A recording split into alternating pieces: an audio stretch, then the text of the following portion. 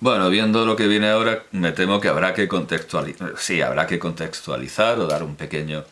Por cierto, nunca está de más el hacer un autoelogio. Eso siempre está bien y ocupa espacio.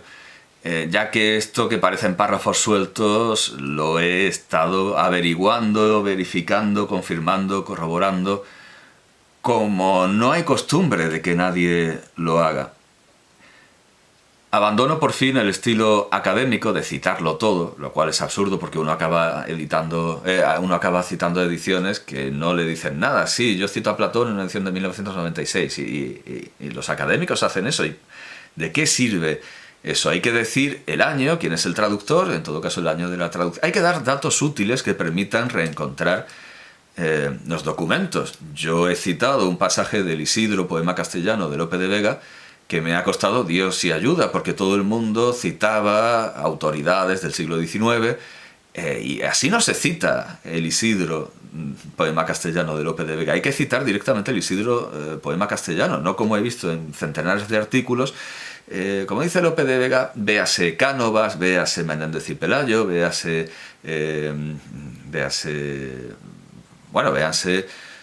manuales del siglo XIX que sí que se lo habían leído. Pero, hombre, por Dios, ¿de qué me sirve a mí eso? Hay que irse al estilo académico, hay que irse al estilo erudito, perdón, en el que las citas tienen que ser útiles y han de permitir encontrar los pasajes. Eso es, desde luego, un mérito de esta disertación. Que nadie se deje engañar.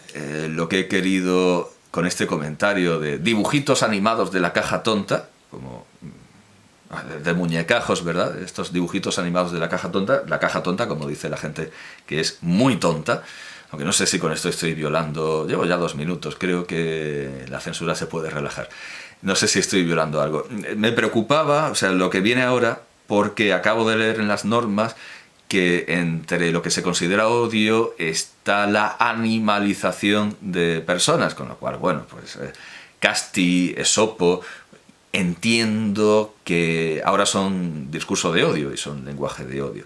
Bueno, en todo caso, va a haber aquí una comparación animal, pero quede claro que yo no la comparto, que nuevamente viene de un personaje de ficción, que no representa ni David Hasselhoff, que es el autor del guión, ni David Shore, que es el guionista de la serie, ni por supuesto representa mi opinión. Y este es el contexto que yo doy a YouTube, que, en fin, creo que también está prohibido meterse con la inteligencia de las personas, así que no diré lo que me parece esto. Pero bueno, en fin. Después de contextualizar esto, habla un personaje de ficción, no nos representa, no nos parece bien tampoco. Creo, proseguir. Madre mía, y cuando hable de esa cosa que empieza por S y termina por huicidio. Bueno, en el 23º capítulo de la tercera temporada en el 23º capítulo de la tercera temporada de House Medicinae Doctor, Medicus Doctor, no, Medicinae Doctor. La inteligencia superior a la que se enfrenta House es la de un brillante y joven ajedrecista aficionado a ser un capullo. El capítulo de 2007 se titula The Jerk y está escrito por Leonard Dick, apellido que casualmente también significa capullo.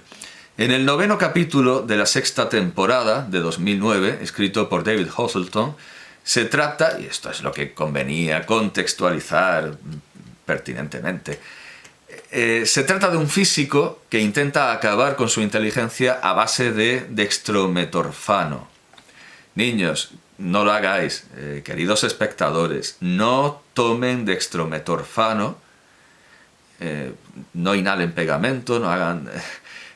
por cierto que me acuerdo de los simpáticos vídeos de Lugo sobre las drogas, esta marioneta que tomaba todo tipo de drogas. Imagino que lo habrán echado ya de YouTube, y me extraña que no echen también a Antonio Escotado. Pero bueno, yo, a diferencia de la marioneta Lugo y a diferencia de la versión seria de Lugo, que es Antonio Escotado, yo no estoy a favor de las drogas y las desaconsejo plenamente, pero especialmente estas drogas que lo que hacen es arruinar el cerebro a marchas forzadas, pues son desde luego las menos aconsejables. Bueno, pues este físico toma dextrometorfano, no lo hagáis en casa, para lograr soportar la compañía de su mujer, a la que considera que está más cerca de la inteligencia de un gibón que de él.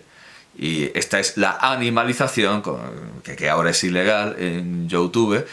Ellos dictan sus leyes y construyen sus cárceles, por supuesto, de manera completamente a espaldas de la ley, de manera completamente alegal. Ellos hacen sus normas comunitarias y ahora resulta que no se puede animalizar.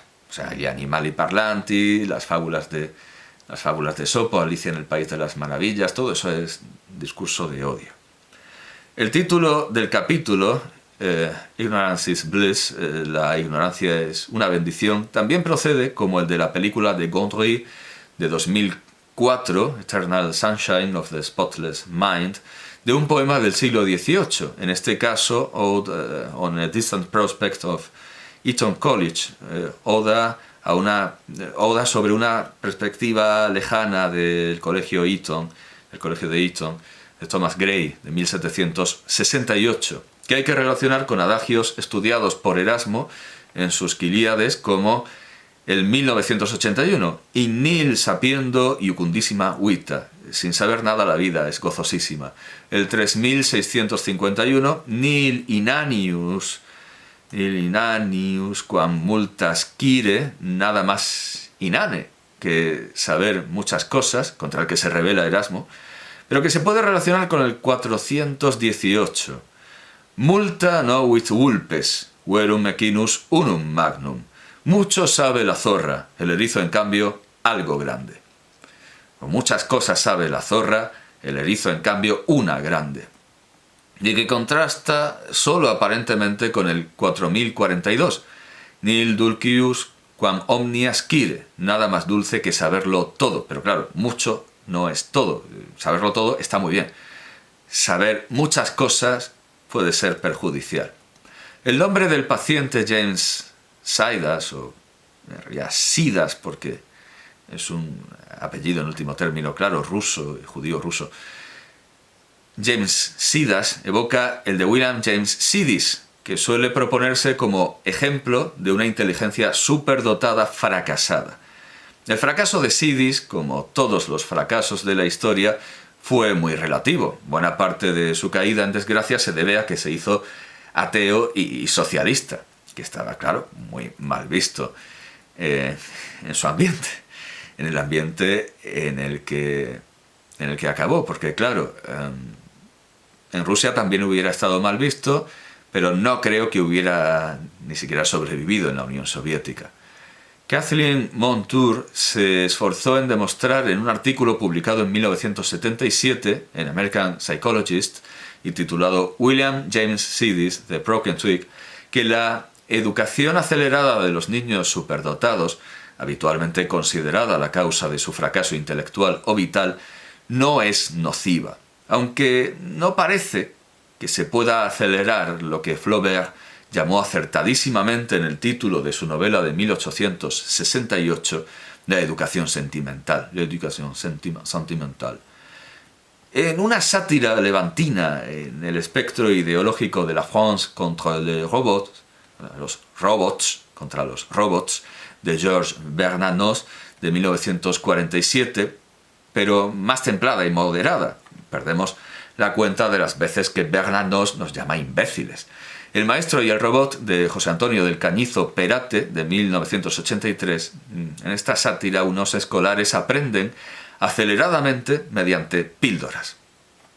Esto parece en principio preferible a la educación tradicional, como también lo sería aumentar la inteligencia por medio de una sencilla operación y de un aprendizaje mecanizado, como ocurre en Charlie, de 1968, de Ralph Nelson, sobre el cuento de 1959 de Daniel Keyes, Flowers for Algernon, que a su vez este nombre tan pedante lo tiene un ratón. Algernon es un ratón, que a su vez recuerda a Ein Bericht für eine Akademie de Franz Kafka de 1917 y a The Island of Dr. Moreau de 1896 de George Herbert Wells, quien en el prefacio de 1924 para el segundo volumen de sus obras en la edición Atlantic dice que es un grutesco teológico y la influencia de Swift es muy patente en él, pero no deja de presentarlo también como una respuesta a las conductas animalescas. Herbert George Wells incumpliendo las normas comunitarias de YouTube. De nuevo hay que decir, está hablando Herbert George Wells, cuando Herbert George Wells compara a la opinión pública frente al juicio de Oscar Wilde, porque es una respuesta a las conductas animalescas ante el juicio de Oscar Wilde, cuando Wells dice que los británicos se comportaron ante el juicio de Oscar Wilde como animales, solo representa a Wells, al propio Wells, y hay que recordar que las normas comunitarias de YouTube prohíben este tipo de retórica animalizadora porque solo promueve el odio contra los ingleses que llevaron a la cárcel a Oscar Wilde por homosexual.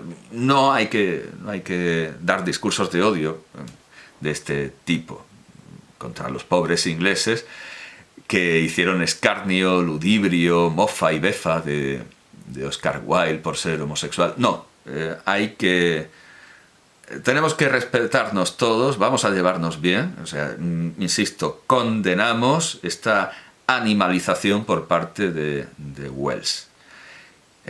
Con The Island of Dr. Moreau, The Island of Dr. Moreau, la isla del Dr. Moreau, es uno de estos grandes libros de discursos de odio que hay que poner con una etiqueta de peligro o hay que aislar, como las fábulas de Esopo y los animales parlantes de Casti, Alicia en el País de las Maravillas de Lewis Carroll, el Mein Kampf de Hitler, ese tipo de los 120 días de Sodoma, hay que llevarlos a un apartado porque la animalización es peligrosa, porque es una forma de reproducir discursos de odio. Bien, hemos contextualizado felizmente la isla del Dr. Moreau. Entreveradas con estas historias están las sátiras Der operierte Jude de Oskar Panizza, recogida en su libro Visionen, Skizzen und Erzählungen de 1893, Visiones, Esbozos y Cuentos de 1893, y Black No More, being an account of the strange and wonderful workings of science in the land of the free, Anno Domini 1933-1940, de George Samuel Schuyler, de 1931, que se ve precedido, sin elementos de ciencia ficción, por The Autobiography of an Ex-Colored Man, la biografía de un ex-hombre de color, más que un hombre de ex-color, un ex-hombre de color de James Weldon Johnson, de 1912. Como muestra de un deseo en sentido contrario está Wunsch, Indianer zu werden, de Franz Kafka, en Betrachtung, de 1912, que ha de complementarse con el fragmento Der Neger, y nuevamente, querido YouTube, en alemán, y además en alemán de principios del siglo XX, esta palabra usada por Kafka no tiene las mismas connotaciones que una palabra muy similar en inglés. Es una palabra alemana, la sociedad alemana no comparte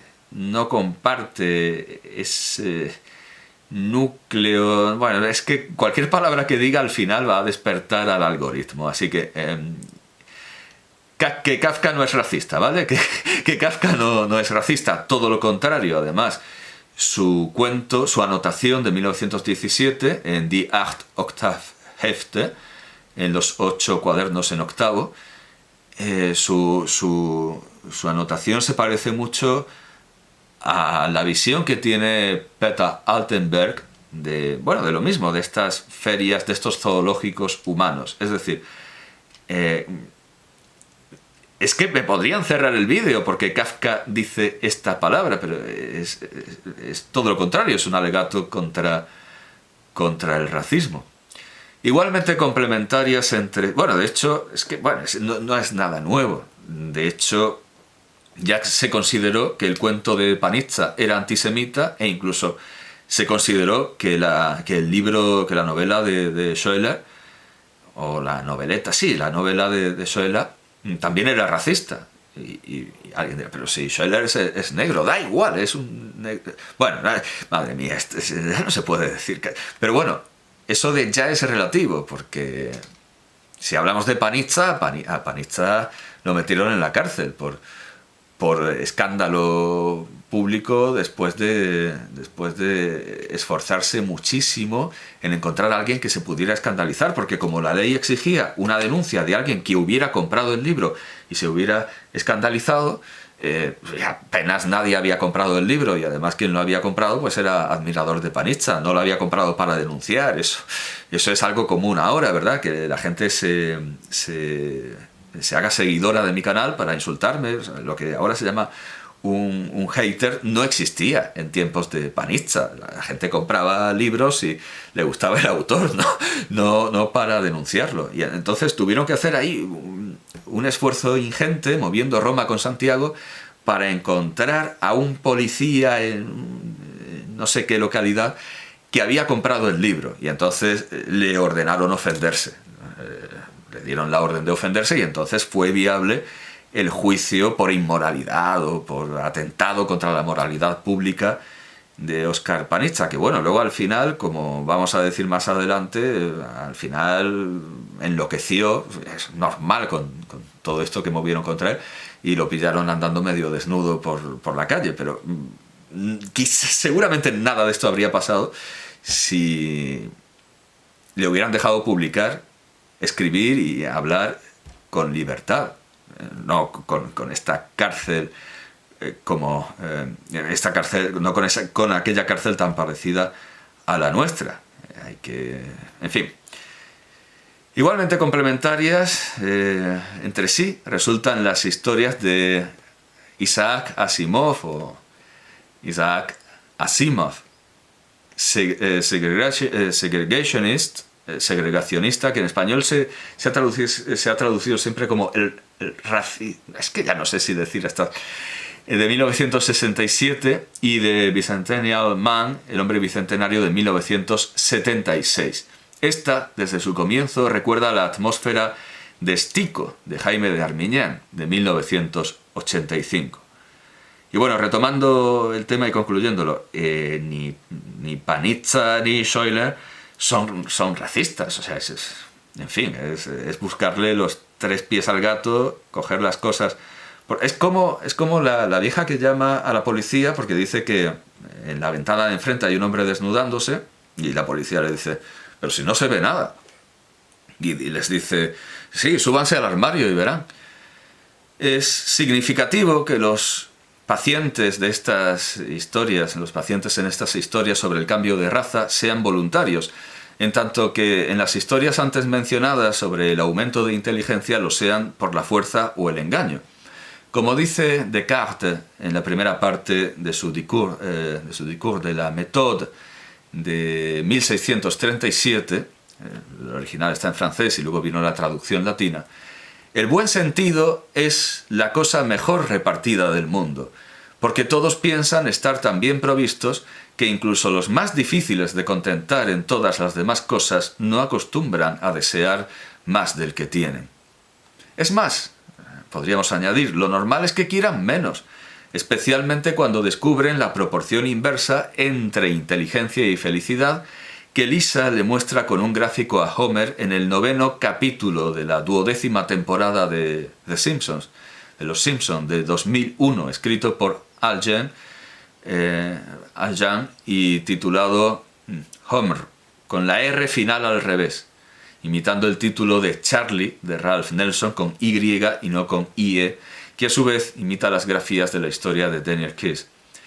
Vivimos en un mundo en el que los entrenadores largan pirulas a sus protegidos a saco paco sin decirles ni lo que son, como en el 12º capítulo de la primera temporada de House, Medicine Eye Doctor de 2005, escrito por John Mankiewicz y David Shore y titulado Sports Medicine, en el que los gimnasios tienen siempre una sala secreta para inyectarse y en el que las academias recetan fármacos para aguantar estudiando o estar más relajado en los exámenes de oposiciones. Luego, en cambio, y de manera hipócrita, se ve mal llegar borracho o drogado a clase, como si hacer las oposiciones drogado no fuera tan mal principio como el de los aspirantes a Guardia Civil que robaron el temario de las oposiciones al cuerpo en una librería. Pero nadie busca tomar drogas para ser más inteligente, entre otras cosas porque eso no es lo que se pide en unas oposiciones. Solo las toman para estar despierto y, si los estudios son de bellas artes, para ser más creativo. Aunque la falsedad de esta creencia queda demostrada por lo poco que ofrece la película lisérgica de Otto Preminger con Groucho Marx, Skidoo, de 1968, frente al resto de sus obras. Paradójicamente, esta película se rodó en el yate de John Wayne, que antes había sido un buque de guerra, un buscaminas, como el videojuego. O no tan paradójicamente, el ejército de los Estados Unidos supo de los curiosos efectos de un fármaco comercializado por los laboratorios Sandoz de Basilea a partir de 1947. Yo entiendo que es un apellido húngaro, pero bueno, sí, en fin, Sandoz. A partir de 1947, el Delicid, a base de la dietilamida de ácido lisérgico sintetizada por Albert Hofmann.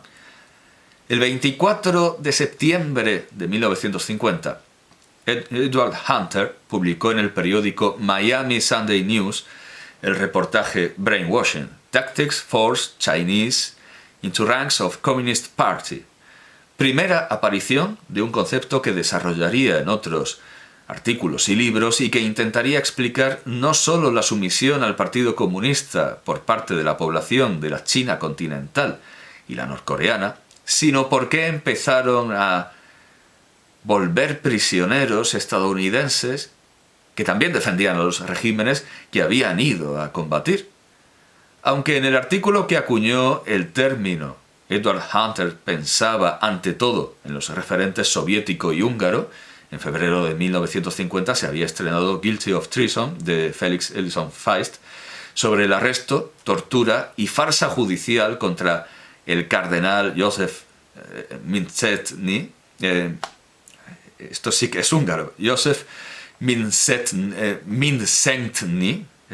József Mindszenty, por Dios, es muy fácil, lo que pasa es decir, es simplemente una S, pero como lo escriben SZ, pero se pronuncia S, no tiene más problema. József Mindszenty, perdón por trabucarme. Por cierto que Edward Hunter lo menciona. Se deja traslucir que el lavado de cerebro maoísta era una reinterpretación de la reforma del corazón de Mencio, Shi Nao, porque son dos tonos descendente y ascendente juntos, con lo cual es solo medio, no se pronuncia solo medio ascendente y medio descendente. O con la limpieza de la mente, sí, el vaciado de la mente del taoísmo, Shi Xin. El ejército de los Estados Unidos vio, por un lado, a gente que lo flipaba en colores y a unos zombies sin voluntad, y se dijo que también quería tener de eso. Las dos cosas, mezcladas. Y de paso, y si no era mucha molestia, crear supersoldados. No con vulgares variaciones de saltaparapetos o leche de pantera, como se había hecho desde la noche de los tiempos, desde que los arios... Nota para YouTube, me refiero... Madre mía, ¿cómo decirlo? Me refiero a aquellos indoeuropeos que pasaron el paso Khyber, que tradicionalmente se llaman arios o indoarios en cuanto precisamente pasan el paso del Khyber, y se ponen a golpear estando hasta arriba de Soma a los adoradores del falo. Por otro nombre, al igual que los sumerios, también los llamaban cabezas negras, como también a los seguidores de Eva Perón, ¿verdad? De nuevo, yo no soy el racista, es decir, esto está en los Vedas, esto reproduce la sociedad védica, que sí que es una de las más racistas de la historia y que ha legado a la India el pernicioso y abominable sistema de castas, que hay que decirlo todo. No se soñaba en el ejército de los Estados Unidos con cucharaditas de la poción mágica de Panoramix, ni con el hueso del buey Apis de su modelo Patorozú, sino de caerse en la marmita, de bañarse en el fluido sagrado como Aquiles, Sigfrido y Nezahualcóyotl, ungido por los hombres búho que lo rescataron del agua según los anales de Cuautitlán del Códice Chimalpopoca. Aquí vemos otra confirmación de que los búhos son psicopompos o psicagogos, como en Twin Peaks, los hombres búho que rescatan a Nezahualcóyotl. Y de ahí surgió el proyecto Pájaro Azul, Bluebird, de 1950, anterior, por tanto, al proyecto Libro Azul, que podemos imaginar que se derivó del primero y nos da para pensar que el proyecto Rosa Azul, claro, es casi un... No había caído, claro, porque el color rosado, como dicen los argentinos, claro, por supuesto que viene de la rosa, pero como se han generado rosas de todos los... El proyecto Rosa Azul, aunque sea una contradicción como cisne negro, que sin embargo también existen en Australia, de donde es el filósofo Armstrong, que, bueno, en fin, que habrá tenido ocasión de jugar con este imposible del que hablaban los filósofos europeos y que en Australia no es un imposible. El proyecto Rosa Azul de Twin Peaks puede ser perfectamente un proyecto para fliparlo en colores, al estilo del manuscrito encontrado en Zaragoza de Potocki.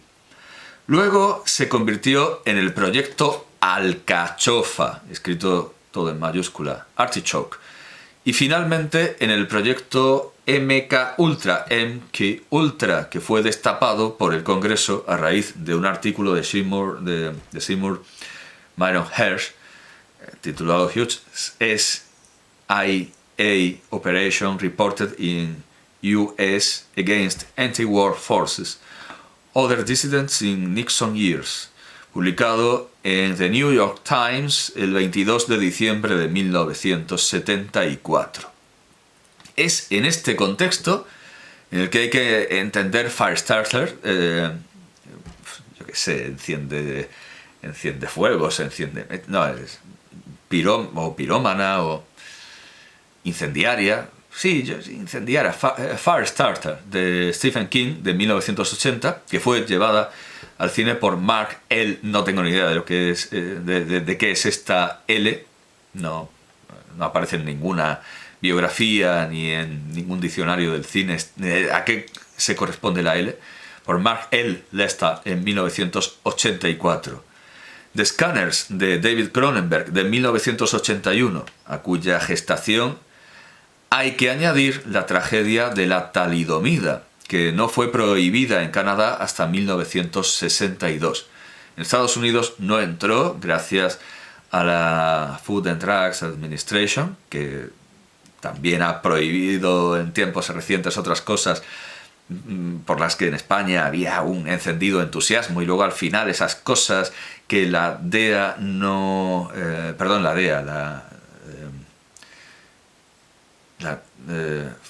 FDA, la DEA se ocupa de otra. La FDA, la Food and Drugs Administration. Bueno, pues esas cosas las hemos acabado dando a Nicaragua, pero estábamos entusiasmados. Bueno, al final creo que sí se aprobaron en Estados Unidos, porque Trump instó a la DEA, dijo, aprueben ya y ahora la palabra más censurada. En esa frase de Trump había 3 palabras que ya no se pueden decir en YouTube, pero la tercera es la más peligrosa de todas. No voy a reproducir la frase de Trump, por supuesto. La talidomida, como digo. En Canadá sí que hizo estragos, porque fue prohibida solo un año antes que en España, que ya es decir, porque nosotros fuimos